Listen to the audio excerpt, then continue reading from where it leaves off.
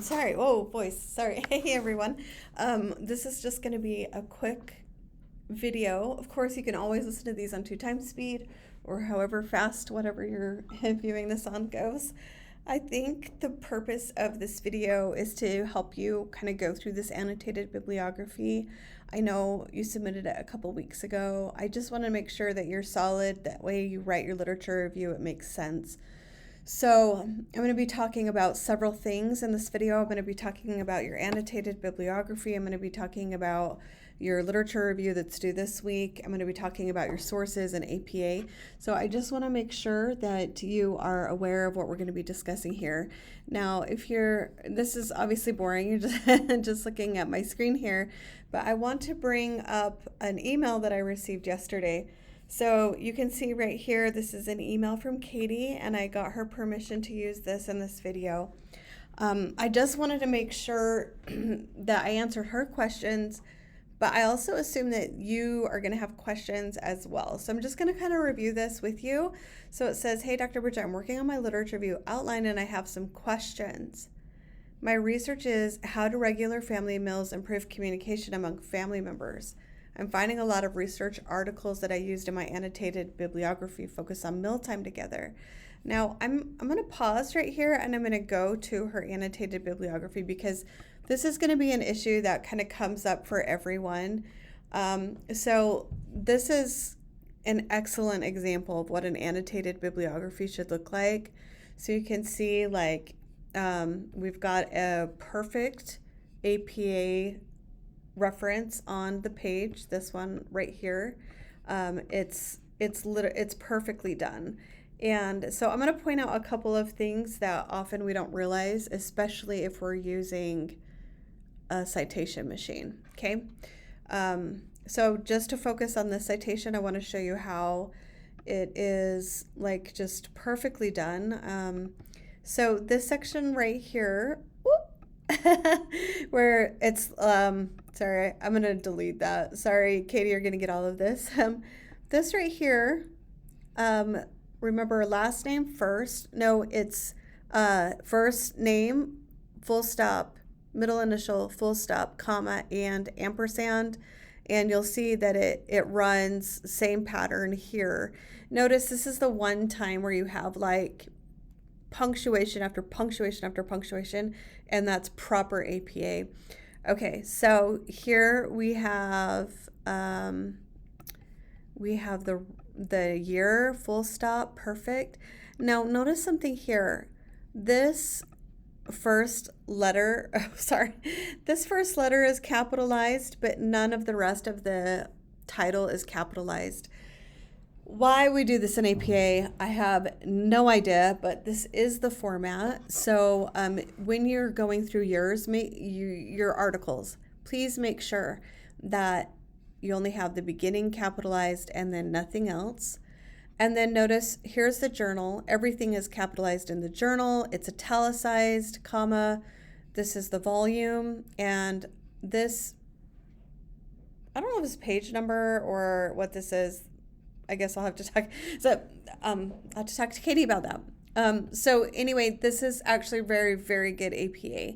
So I want to bring your attention to this topic. Now, if you'll notice as we kind of go through this, she has a lot of research that is not in the communication discipline.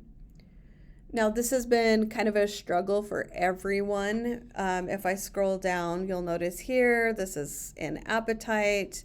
And I sent a lot of you information that was like, hey, is this what you want? Or did you look in the communication discipline? So here's another one, right? Probably not in the communication discipline.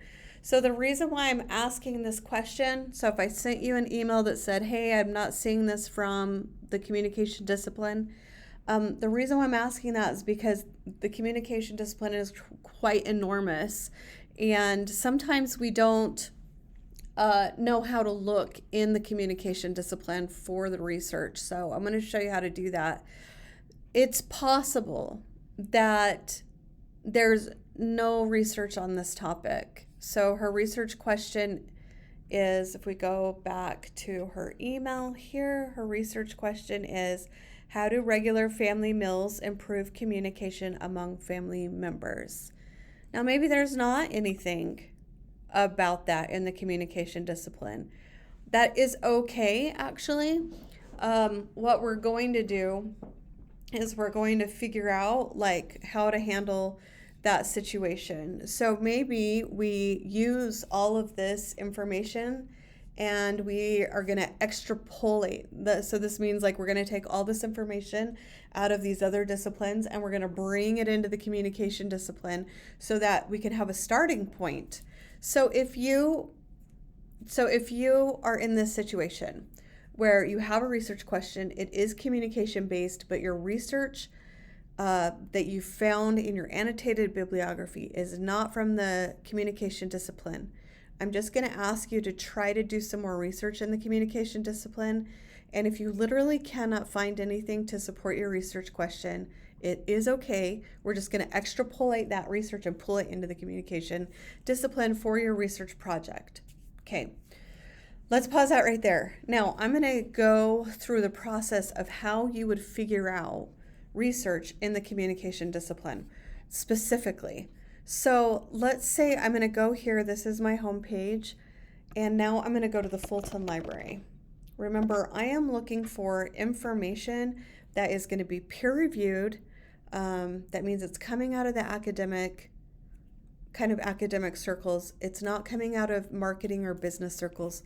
Sometimes we come across white papers, which means they're coming out of like business. And they're often good. They're often based off of research, but what we want to look for is peer-reviewed research. So I'm going to do that here by kind of going through a different approach.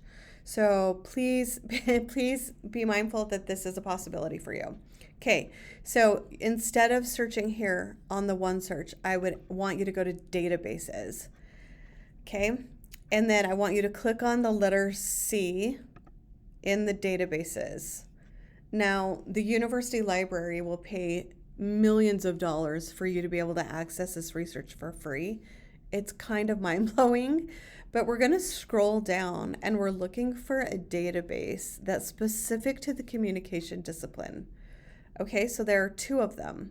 We have one with Gale and one with EBSCO. So what you would do is you could click on either one of these and look for your research topic. So I'm going to click on Communication and Mass Media Complete because it's part of the one search, which means it's going to access a little bit more, a few more journals than Gale would. But I would invite you to look at both of these. That way you have some kind of reference point to say, okay, look, I looked through both Gale and EBSCO and I literally could not find anything in the communication discipline about my research. Then we would use research outside of the discipline. So I'm going to click on this one. It'll bring it up. It should show kind of like that traditional one search that you're accustomed to. Now, here's what I want to point out. It says searching communication and mass media complete. Okay, so I know if I type in or research information here, it's going to come out of the communication discipline. So in this case, we're talking about family dinner. So I'm going to go back to Katie's research. So I'm going to look family meals and this would be family communication research. So, okay, so I'm going to do family meals, see what comes up. Like, and benefits. Okay, this is a great place to start. So, look, this is really interesting. So already we have something here. Now, notice it's in the Journal of Family Psychology. This is hitting a little closer than like a nutrition journal would. So this is something that we could use. And look, there's only one. Okay, it is peer reviewed. So you can see that here. And there is a full PDF.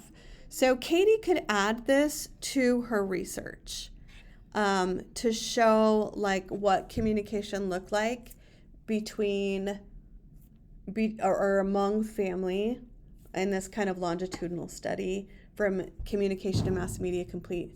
Okay, so we've looked in here and we can see one journal article. Okay, let's try it also with Gale.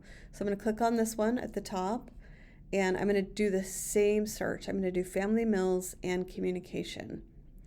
And we're going to see kind of what it brings up. Maybe. So hopefully this is helpful for all of you as you kind of go through this process as well. So, okay, so Gale, so Family Meals. Now I'm putting it in quotations so that phrase stays together. Let's see, and capitalized benefits. Okay, so I'm going to do a search on this, and let's see what we get. This is when I need music in the background, huh? I could be the music. Doo-doo. Just kidding. I'm such a dork. All right, so far I'm seeing a lot of research. It looks like Doris Grabber, this is just, I don't know, advertising, behavioral psychology, fear of crime, television commercial. So we're back to advertising. Okay, we've got nothing there. All right, so Katie is going to have to look outside of the communication discipline. She has that one journal article, and that's about all she's got. Okay, so notice right here we've got magazines and we've got news. While those are really helpful, those are not peer-reviewed academic research. So let me just click on peer-reviewed over here. Now it brings up 6 instead of 7. Okay, so that's just not going to work. So she's going to pull in from the other disciplines, and that's totally fine. Okay, so let's go to her other questions. So talking about the literature review. Do I include those topics in my literature review as well? Yes. Okay, so the purpose of the annotated bibliography, so I'm going to come back to that. It's actually a process to start building your literature review. So in Katie's case, she would take this information of each one of these that she has here in her journal articles, including the one that we just found on EBSCOhost, and she's going to synthesize them. So what I mean by that is she's going to basically organize them by topic, and then she's going to write a literature review that includes a little bit from this article, a little bit from that article, a little bit from the article from EBSCOhost, all under the same topics. What do I mean by that? Okay, so let me bring up Word so I can give you an example of this. Again, we're just using Katie's research as an example. This should be the pattern that you're able to follow no matter what your topic is. Okay, so Family Mills and Communication is the general idea, okay? So let's say what we notice is like there's research about teens, there's research about children. So we might do something like Family Mills and teens. And then I can put I do have a topic sentence, and then I have a supporting sentence. And maybe the supporting sentence comes from article number 3 that you found. And this supporting sentence comes from the EBSCOhost article that we found. And maybe there's another supporting sentence about teens and Family Mills. Obviously, I can't spell. In article number 5. Okay? And then she's going to write a concluding summary statement, and then a transition statement. And then she's going to do this with the next topic. So maybe the next topic is children. So Family Mills, Mills. I hate it when this happens. Sorry. Mills and children. And then maybe the other topic that she has is like what we already know about Family Mills and Communication. Okay, so notice that your literature review is organized by topic. So I'll put this up here. Again, I'll send this to you in Canvas. Okay, so you have an example. So yes, you're taking all the information from your annotated bibliography, you're synthesizing it together, and you're writing a literature review from that. information that you've gathered together. Okay, so this is a literature review. It's organized by topic, not by article. So you don't say article 1 and write a summary of that. That's the annotated bibliography. This is where we take all the information and we put it together. Okay. I really hope this helps you guys. I hope it helps you make sense of like this next assignment and kind of where we're going with this. And you're welcome to follow this pattern. No matter what your topic is, you can follow this pattern to write your whole literature review, okay?